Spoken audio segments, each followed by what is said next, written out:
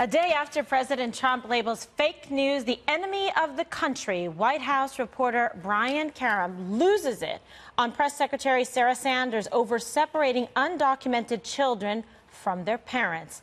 Take a look at this tense moment. Come on, Sarah, you're a parent. Don't you have any empathy for what these people are going through? They have less than you do. Guys, Sarah, come on, settle down. Seriously.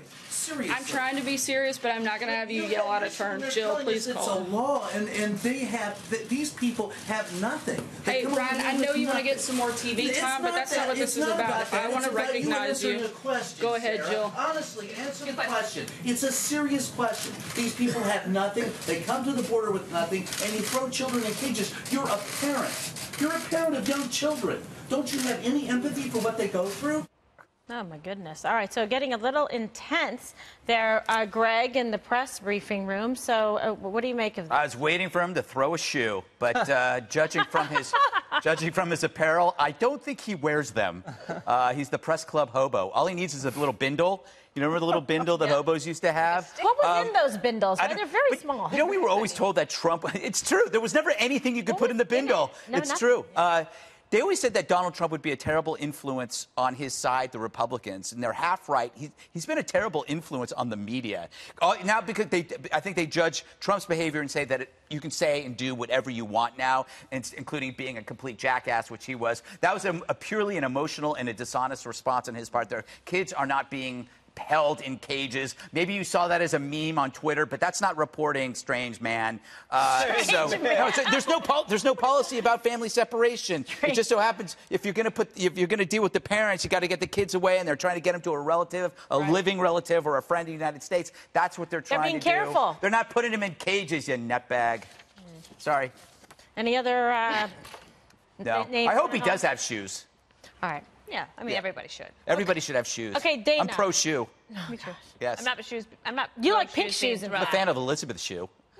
Should we move on? Adventures in babysitting. Yes. Let's go to some common sense and intelligence, shall we? Well, I do think that this issue of children being separated from their parents is one that you can go through all of the policy points, and it's quite logical. You can see the laws, the executive orders, how HHS, Health and Human Services, and DHS, Department of Homeland Security, tries to deal with this issue. But there's also, as Greg's talked about, there's the emotional part of it. And it is strong, and you have it running rampant. I do think the White House needs to get in front of this a little bit, because he wasn't just being a jerk. The people are like, are you kidding me? You are ripping babies out of the arms of their mothers, and this is crazy. And just to say, like, you're ridiculous, that's fake news. I actually think that online, in particular, this is spreading quite rapidly. But they're using false pictures. I agree, but that's what I mean. Like, I think that your point that the president needs to give a speech. Yes. Path to citizenship. And it should be on a teleprompter or whatever. It should be a detailed speech about what he is for, what he is not for.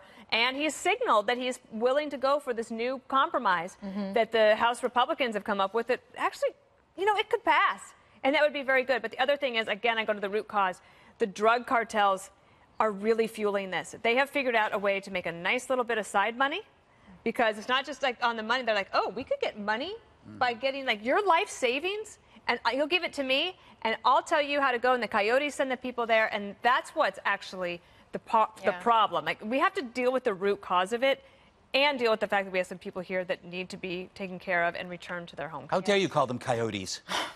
Yeah, I think coyotes charge about $5,000 a head at the border. Right. But taking advantage of these families. Get a discount. And how do you know if they're even related when some guy brings over some young kid? You don't know. You don't know if they're being trafficked. So you want to separate them. They're trying to do what's best for the kids. Also deter people from bringing people across the border. You know what's a great deterrent? You don't never have to separate a family at the border? A wall.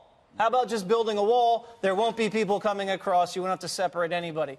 This guy is an emotional wreck. He embarrassed himself. He doesn't belong in that room. It's like Acosta. I don't care if you have opinions like that. Be an analyst. Go debate it on CNN in prime time. But don't pretend to be a nonpartisan correspondent and then melt down like that and embarrass your integrity. These people don't belong there. They're jokes. They start to need the ripping press passes away. If you're going to act like a wild animal, and you don't belong there. And if that was a Republican, if that was animals again. Right, if that was a conservative reporter, yelling at a female Democrat press secretary, People would the lead story would be completely different. Did James Rosen ever did that to you? We got to be Did he ever do that? we got 45 seconds. So I think that Dana's absolutely right. It is a very emotional issue, and I do think that Sarah Sanders needs a better answer than to ignore it. She needs to think about it and talk about it in a very they need to give her better compassionate way. facts.